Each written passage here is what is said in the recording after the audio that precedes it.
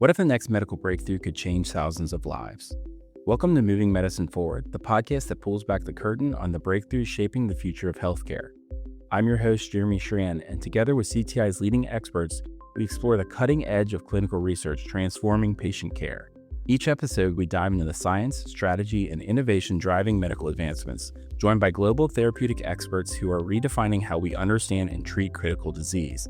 From rare genetic conditions to revolutionary treatment protocols, we're not just discussing research, we're sharing the human stories that move medicine forward. Today, I'm joined by Dr. Robert Wagner, Senior Medical Director and Principal Investigator at CTI Clinical Research Center. With nearly 30 years of experience in internal medicine and hospital-based care, Dr. Wagner brings a unique patient-first perspective to clinical research. In this episode, we talk about his path into research, a few of the standout trials from his career, and what excites him the most about the future of clinical trials. Welcome to the podcast, Dr. Wagner. We're happy to have you here today. Yeah, thank you, Jeremy. Happy to be here. Thanks for inviting me.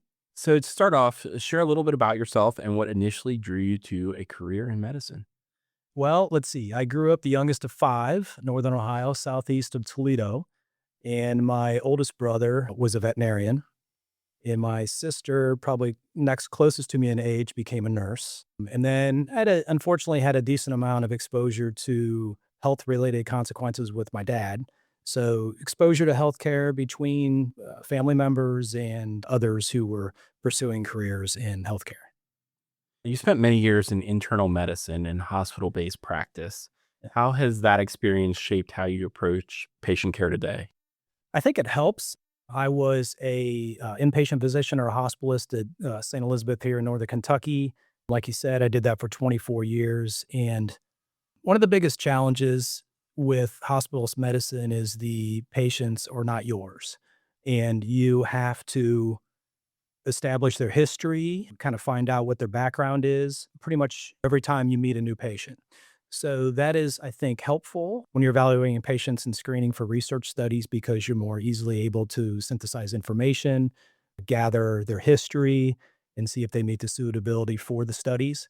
It's also helpful to evaluate adverse events because you see a lot of that in hospital medicine and able to maybe evaluate synopsis and feasibilities for disease that people may have because there's been a lot of exposure to those in my medical career. So at what point did clinical research become part of your career, and what motivated you to get involved as an investigator?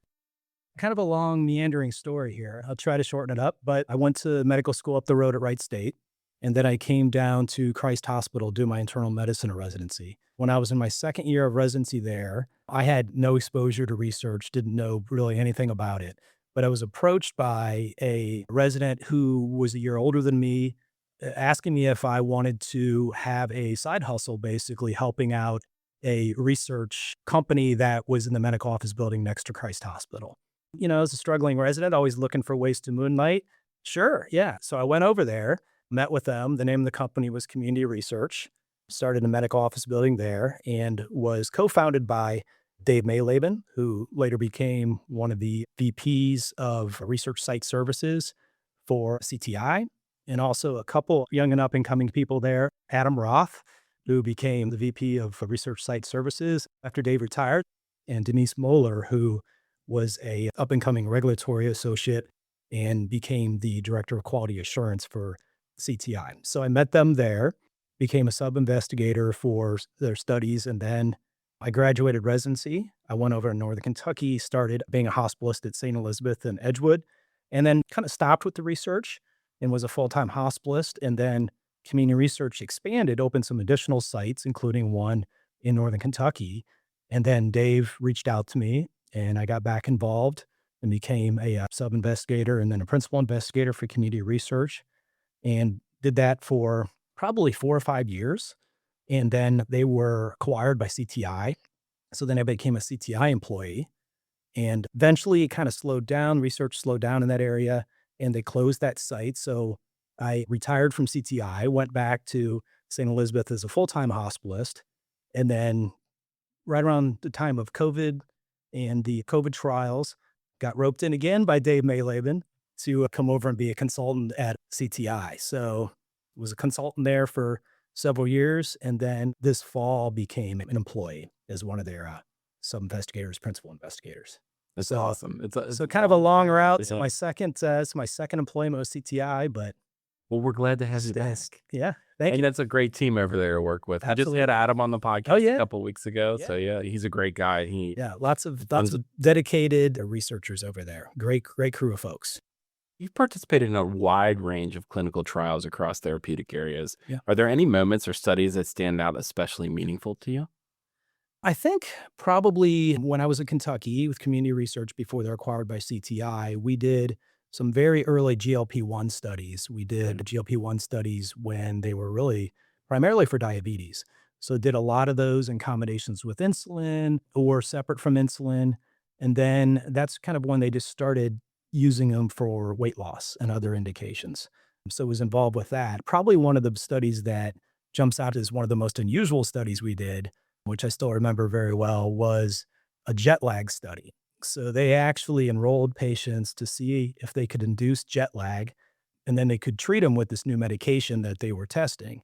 And the way they induced the jet lag was they chartered flights to France, put these patients on the flights. I think there was 2 or 3 flights at least, and took them over to France and then did all these neurologic testing on them and then tested this new jet lag drug. I think there may have been one patient who used it as a one-way trip to France and escaped the lab and ended up staying over there. Yeah. I don't recall if I ever heard if the drug got approved or not, but that was probably one of the wildest studies. Adam likes to talk about that one. Oh, yeah. When we ask him what's the most interesting, they bring up the jet lag study quite a bit. Yeah. As a senior medical director at CTI's Clinical Research Center, what does your day-to-day look like?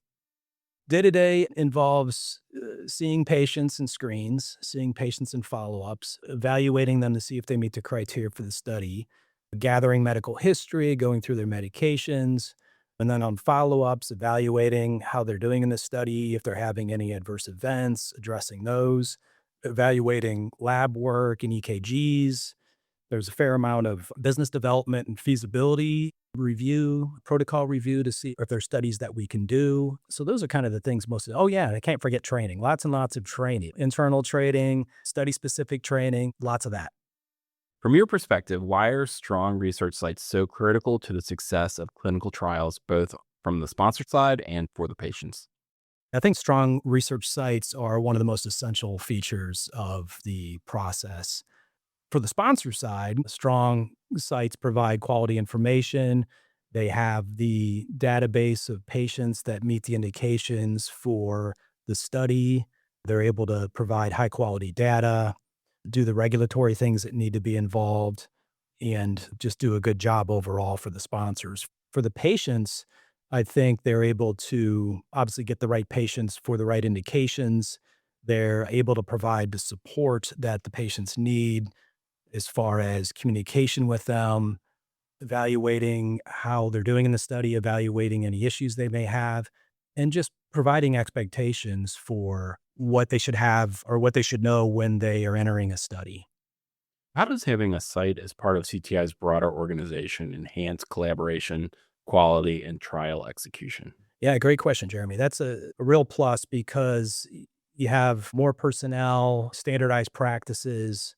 You have a robust recruiting department and a robust database to query and find the patients that fit the studies, departments that deal with the contracts and you get things done in a timely fashion, and just kind of the full support that you need to deliver for the sponsors. Looking back at your career, how have you seen clinical research and site operations evolve?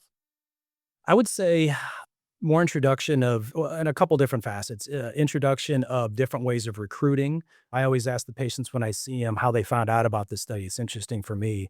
And oftentimes it's social media. They find out on social media about it. They see it on Facebook. They see it on Instagram. They're contacted through those processes. That's definitely one way. The other thing is kind of the integration of electronic records. We're going that way now. We're currently in the process of transitioning over to electronic medical records. So I think that will really enhance the way that the data is captured and hopefully lead to more efficient documentation. So those are definitely some positives that I see. What excites you the most about the future of clinical research? Yeah, I'm excited about some of the studies that we have now for indications such as vaccine studies. Like we have a few vaccine studies for conditions that I would commonly see in the hospital. And I didn't realize had vaccines in the works to treat. So it'll be really interesting for me to see if those come to fruition and are able to actually help those patients for the conditions that I would see frequently in the hospital. That's one thing I see. I think things also will involve more telehealth visits. They may involve more electronic ways of communicating with patients and to make it streamlined and easier for patients to be in the trials. Those are a couple things I can come to mind. So if there's one thing that you could tell somebody who was looking into a medical career as where they want to go or like into research, what would you tell them? Yeah, I'd say be open to it. I think that it helps to have the clinical background. So I think that being involved clinically first, or at least in conjunction with, is very helpful. It's helpful to see patients and care for patients and deal with them when they're sick, when they're healthy, different phases of their life. And I think that's very helpful to do that before you go into research. I think research is different enough in a lot of ways than rounding in the patients in the hospital or seeing patients in an office that it provides some flexibility in the day to day. It provides challenges that are different and unique. If there's a patient out there who's considering doing clinical research, but is just kind of wondering or like maybe on the fence, what would you say to that patient? I'd say be open to it. Be open to hearing about it. Make sure that you get all the facts. Make sure that you understand the protocol and what's being asked of you. Make sure you have good rapport with the patient. If you're being consented, that is, good rapport with the patient who's consenting you, and just make sure you understand what's being asked of you.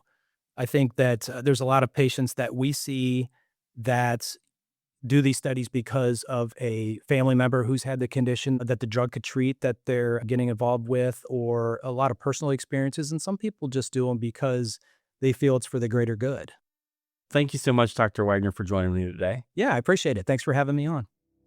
Thank you again, Dr. Wagner, for such a great conversation and for sharing your perspective after so many years in both clinical care and research. Your insights into patient-centered research, the importance of strong trial sites, and the evolving role of technology really highlight how much progress has been made and how much opportunity still lies ahead. And as always, thank you for listening. If you enjoyed this episode, be sure to subscribe, share it with a friend, and leave us a review. Visit ctifacts.com to learn more about how we can help you with your clinical trials. Until next time, stay curious, stay compassionate, and keep moving medicine forward.